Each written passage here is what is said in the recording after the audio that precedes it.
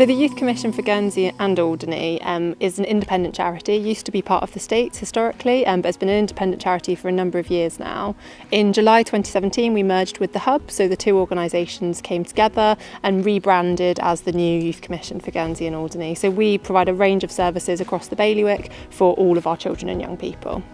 The Youth Commission is a nice place to be at, really supportive and fun, and really calming as well, and helps you with a lot of your problems and anxieties.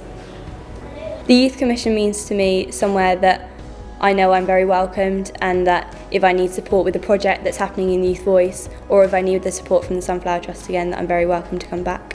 So the Youth Commission provides a range of services, everything from universal youth clubs, which are open for any child or young person. They come along, have a bit of fun, maybe learn how to cook a little bit, play some pool, build some team game skills, all those kind of things that we love, all the way through to more targeted one-to-one support. Well, I was born a trans male, female to male, and I kind of struggled with it because I wasn't as accepted by everybody, because it wasn't as known about, so no one really accepted it, or I was just kind of an outcast to everyone throughout primary school and high school.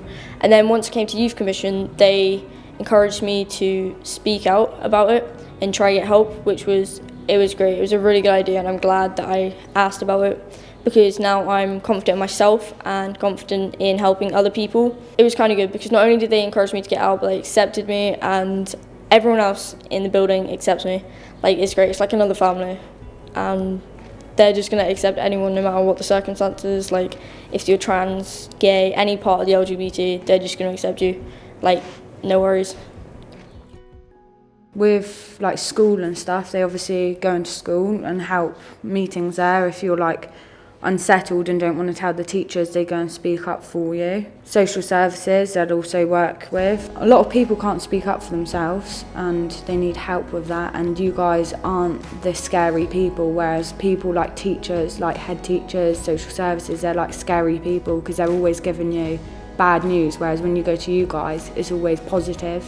Anything that's going to help a young person on their journey through adolescence into adulthood, so that they can make good decisions and they can be comfortable with who they are and grow into the adults that we want them to grow into. Well, when I was younger, they gave us like help, obviously, you know, just making friends and that, and then like learning how to manage our money, help with moving house, and just like if you needed support with mental health issues, they were there. There's been loads of times when my friends can't talk to anyone, so they'd talk to me and then I'd speak to you guys. And that's the only way you're going to get help. You won't get help unless you ask for it.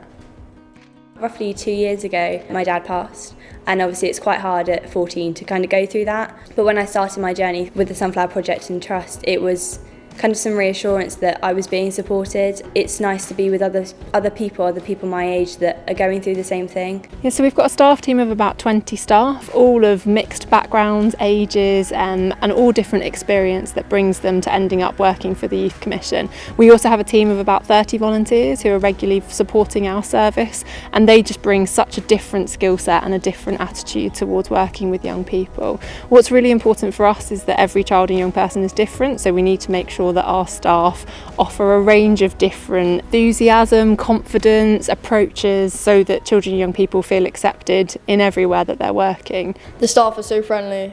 It's not like a massive business where everyone's focused on the business. They're very down on the kids, if you could say that. They're very interested in what the kids enjoy, and they listen to the youth, basically. So in 2018 we saw 7,000 young people. Half of those were for positive activity, so whether that be in schools or in youth club, and half of those were seeking support around their emotional health and well-being. So the lottery have supported us in so many ways over the years. We've had funding for campaigns, so we had some funding to help young people campaign about bullying and about mental health in schools, which was fantastic because it really gave young people the opportunity to develop their own programmes. And then more recently we've had funding to support us redeveloping our coffee bar, so it's a much nicer environment for children and young people to be. We had facilities, but they weren't in the best of shape, so actually the lottery enabled us to upgrade our kitchen, upgrade the area that young people are hanging out in, and it's a space that's used every day, not just by us but by other youth organisations, so it's impacting a huge amount of young people. So as a relatively big charity, we support other organisations to access some of the resources that we have, and one of those is minibuses. So we not only use minibuses every day for our own services, but we also offer them out to people like the Scouts, other youth groups, schools when they need them to go off island. So the lottery this year supported us by helping to fund part of a bus, and that will be used by all elements of the community to help people access provisions that previously they might not have been able to access.